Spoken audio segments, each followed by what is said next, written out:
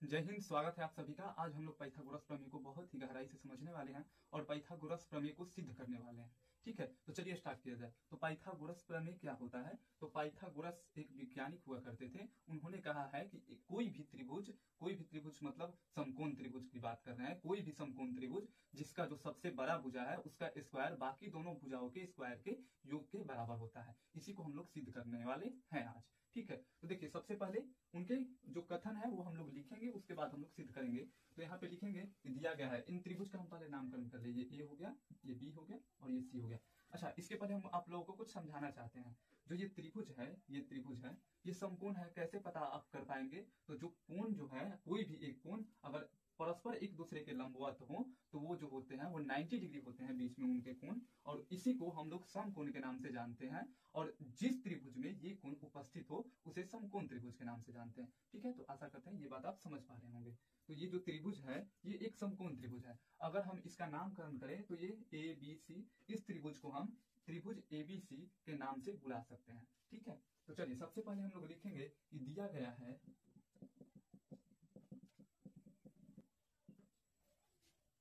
तो सबसे पहले हम लोग लिख लेंगे कि दिया गया है समकोण त्रिभुज एबीसी में कोण बी समकोण अर्थात 90 डिग्री है। ठीक है, यानी कि यहाँ पे ये जो है वो 90 डिग्री है। ठीक है, हम लोगों को ये दिया गया है। हमें सिद्ध क्या करना है? सिद्ध करना है, यहाँ पे लिखेंगे सिद्ध करना है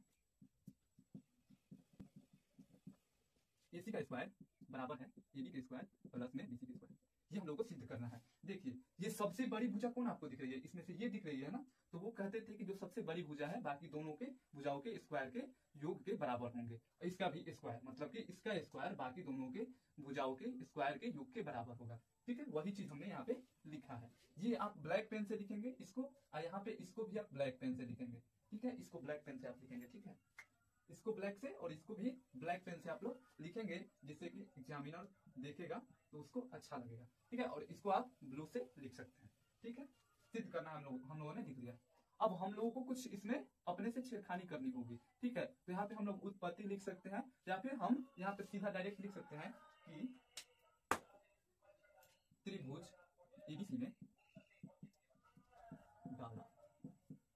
तो हम लोग लिखेंगे कि त्रिभुज एबीसी में कोण बी के सम्मुख भुजा एसी के डी बिंदु पर लंब डाला। तो हमने यहाँ पे लंब कैसे डालेंगे? देखिए ये मान लीजिए कोई बी डी बिंदु यहाँ पे है।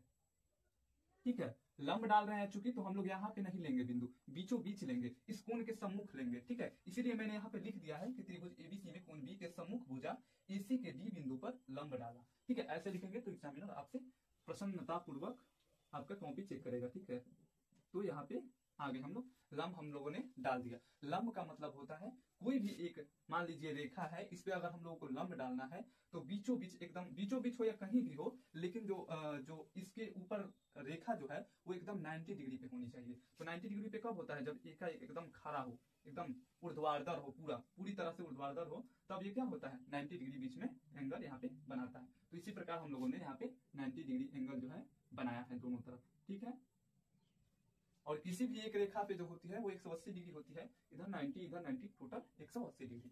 ठीक है, चलिए देखिए यहाँ पे जो हम लोगों ने त्रिभुज एबीसी में छेड़छाड़ किया, इसके कारण हम लोगों को यहाँ पे त्रिभुज ए बी डी एवं त्रिभुज बी सी डी दो अलग अलग त्रिभुज मिले हैं। ठीक है, तो इनका क्या करना है जरा समझिए। इसके पहले हम आप लोगों को कुछ समझाना चाहते हैं कि अगर किसी भी समकोण त्रिभुज में, कोई भी एक समकोण त्रिभुज है, उसके जो कोण समकोण है उसके अगर सम्मुख हम लंब डालते हैं उसकी सबसे बड़ी भुजा पे, तो बाकी दो त्रिभुज का जो रचना होता है वो बड़े वाले त्रिभुज के समरूप होते हैं। और ये बात याद रखिएगा, जो कोण समकोण होता है समकोण त्रिभुज में, उसके सामने वाला जो भुजा होता है वो सबसे बड़ी भुजा होती है। ठीक है, तो ये भुजा जो है वो सबसे बड़ी है इस त्रिभुज में। इसी प्रकार इसमें ये वाली भुजा बड़ी है। और हम अगर इसमें देखें तो इसमें 90 डिग्री ये है, तो ये वाली भुजा बड़ी है, और इसमें देखें तो ये वाली भुजा बड़ी है। ठीक है, और यहाँ पे हम आप लोगों को समझाना चाहते हैं कि हम लोगों ने एक त्रिभुज ये रचना की, एक इस कर रहे हैं। ठीक है, एक हम लोगों ने इस त्रिभुज की रचना की है, ये समझाने के लिए जस्ट हम कर रहे हैं। ठीक है, एक इस त्रिभुज की रचना की है और हम लोगों ने एक इस त्रिभुज की रचना की है। ठीक है, जब हम लोगों ने लंब डाला तो एक ये त्रिभुज बना। हम ये मतलब इसी पे है ये रेखा, मान लीजिए, हम समझाने के लिए ऐसे किए हैं ताकि आप समझ पाए। और ये एक और त्रिभुज ये है, तो दो हम लोगों ने अलग अलग त्रिभुज का निर्माण किया, ये लंब डाला तब। ठीक है, यहाँ पे जब दो त्रिभुज की रचना हुई तो ये जो दोनों त्रिभुज है वो मूल त्रिभुज के समरूप है। कैसे समरूप है, तो देखिए सबसे बड़ा वाला त्रिभुज ये तो है ही, हम दोनों त्रिभुज को भी यहाँ पे लिख रहे हैं अलग से। ठीक है, चलिए देखिए यहाँ पे दो त्रिभुज हम लोगों ने रचना की, मूल त्रिभुज ये बड़ा वाला है। यहाँ पे अगर ये दोनों जो है समरूप है, हमने जाना कि क्यों समरूप है, अगर ये समरूप है तो एक चीज आप ध्यान रखिएगा कि दो त्रिभुज जब समरूप होते हैं तो उनके भुजाएं आपस में समानुपातिक होते हैं। समानुपातिक कहने का मतलब है कि ए बी बट्टा में बी डी बराबर ए सी बट्टा में बी ए या ए बी बराबर बी सी बट्टा में ए डी या डी ए। हमारे कहने का मतलब है कि ये मतलब अगर दो त्रिभुज आपस में समरूप है यानी कि ये कंडीशन अप्लाई होगा। ये प्रमेय 6.7 या 6.6 में होगा, आप एनसीईआरटी में देख सकते हैं। ठीक है, ये चीज है और आप ध्यान भी रख सकते हैं। तो इसी का हम लोगों को प्रयोग करना है। ठीक है, तो एक बार हम लोग लिखेंगे इसको इसके समरूप करके रखेंगे और एक बार इसको इसके समरूप करके रखेंगे। कैसे रखना है, यहाँ पे लिखना है, देखिए यहाँ पे हम लोग लिखेंगे कि चूंकि त्रिभुज एबीसी में कोण बी के सम्मुख हमने एसी के डी बिंदु पर लंब डाला है, इसलिए त्रिभुज एबीसी सर्वांगसम होगा। सर्वांगसम नहीं, सर्वांगसम का मतलब होता है हर एक अंग बराबर समरूप होगा त्रिभुज एडीबी और त्रिभुज बीडीसी के। मतलब तीनों त्रिभुज जो है आपस में क्या होंगे, समरूप होंगे, जो कि हम लोग यहाँ पे देख सकते हैं। और अतः अब हम बारी बारी से एक एक त्रिभुज को लेंगे। पहले इसको समरूप इसके करेंगे, तो जो हमने बट्टा किया ना आपस में भुजाओं का, उसी प्रकार करना है। देखिए अतः ए बी बट्टा में ए डी करेंगे। ठीक है, ए बी बट्टा में ए डी बराबर होगा ए सी बट्टा में क्या, ए बी, ए सी बट्टा में ए बी। ठीक है, याद रखिएगा ये भुजा को, ये भुजा दोनों में कॉमन है ना, दोनों में इस भुजा को कोई छेड़छाड़ नहीं करना है, इसको छोड़ देना है। अब यही हम लोगों का हो गया, बस इतना कर देना है। अब इसको सॉल्व करना है तो क्या होगा, दोनों को तीसरा तीसरी गुना करिएगा तो ए बी स्क्वायर बराबर होगा ए डी इंटू ए सी। आप लोग इतना कर लीजिएगा। ठीक है, चलिए और इसको समीकरण 1 मान लीजिए, फिर पुनः और यहाँ पे लिखिएगा पुनः।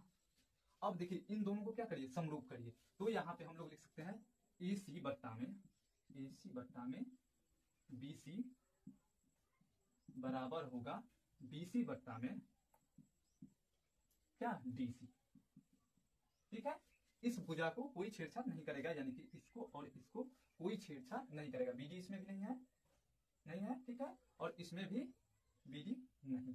ठीक है, क्योंकि ये दोनों में कॉमन है, इसको छेड़छाड़ नहीं करना है, बाकी दो भुजाओं को आपस में बराबर करना है। तीनों बराबर होंगे, उसको भी नहीं भी रखेंगे तो कोई दिक्कत नहीं, इन दोनों को कर दिए बराबर। अब देखिए बराबर इसको या का साइन दीजिएगा यहाँ पे भी, या हम लोग इसको सॉल्व करेंगे तो क्या होगा, ए सी इंटू डी सी बराबर में बी सी का स्क्वायर। ये समीकरण 2। आप इस समीकरण को 2 मान लीजिए, इसको समीकरण 1 मान लीजिए। ठीक है, अब क्या करना है हम लोगों को, समीकरण 1 एवं 2 को क्या करेंगे, हम लोग जोड़ेंगे। देखिए हम लोगों के पास ये 2 समीकरण था ना, इसको व्यवस्थित कर लीजिए। बी सी का स्क्वायर बराबर होगा ए सी इंटू डी सी, ये समीकरण 2 था, ऐसे था ना। चलिए तो समीकरण 1 एवं 2 को जोड़ेंगे। लिखेंगे यहाँ पे समीकरण, ये मिटा लीजिएगा, हम अभी इसको लिख रहे हैं ताकि भूले ना हम। समीकरण यहाँ पे लिखेंगे हम, समीकरण 1 एवं 2 को जोड़ने पर यहाँ पे हम लोग ये चीज लिखेंगे। अब जोड़ेंगे तो क्या होगा, पहले समीकरण 1 को लिखिए, ए बी का स्क्वायर बराबर में ए सी इंटू ए डी, फिर यहाँ पे बी सी का स्क्वायर बराबर में होगा ए सी इंटू डी सी। चलिए इन दोनों को हम लोग क्या करेंगे, जोड़ेंगे। इसको मिटा दे रहे हैं आप, इसका कोई काम नहीं। तो जब हम लोग यहाँ पे जोड़ेंगे तो ए बी का स्क्वायर प्लस बी सी का स्क्वायर बराबर होगा ए सी इंटू ए डी प्लस में ए सी इंटू बी सी, ये हम लोग का आएगा यहाँ पे। अब देखिए, अब इसमें से क्या करेंगे, ए सी दोनों में है ना, ए सी कॉमन लेंगे। तो पहले ए बी स्क्वायर प्लस में बी सी स्क्वायर बराबर में, दोनों में से ए सी कॉमन लीजिए, ए सी कॉमन ले लिए। ए सी कॉमन लेंगे तो यहाँ पे ए डी बचेगा प्लस में यहाँ पे क्या बचेगा, डी सी। अब यहाँ पे देखिए ए डी प्लस में डी सी क्या है, ए डी प्लस में डी सी बराबर में क्या है, ए सी। तो हम इसको ए सी रख सकते हैं। तो ए बी स्क्वायर प्लस में बी सी स्क्वायर बराबर में ए सी इंटू ए सी। तो क्या हो गया, AC स्क्वायर बराबर AC इंटू AC स्क्वायर बराबर में AB स्क्वायर प्लस में BC स्क्वायर। ये हम लोगों को क्या करना था, प्रूफ करना था। यही चीज हम लोगों को प्रूफ करना था ना, यहाँ पे सिद्ध करना है AC स्क्वायर बराबर में AB स्क्वायर प्लस में BC स्क्वायर। यही हम लोगों को प्रूफ करना था। यहाँ पे हम लोग लिख सकते हैं यही हम लोगों को प्रूफ करना था। क्या हम लोग लिख सकते हैं, प्रूफ। ठीक है, ये आ गया। तो अब आप समझ सकते हैं कि कोई भी समकोण त्रिभुज हो तो उसमें जो सबसे बड़ी भुजा है उसका स्क्वायर बाकी दोनों भुजाओं के वर्गों के यानी स्क्वायर के योग के बराबर होता है। ठीक है, वही चीज हम लोग यहाँ पे लिखे हैं। ठीक है, तो आशा करते हैं कि आपको समझ में आई होगी अच्छे से। चलिए मिलते हैं नेक्स्ट वीडियो में।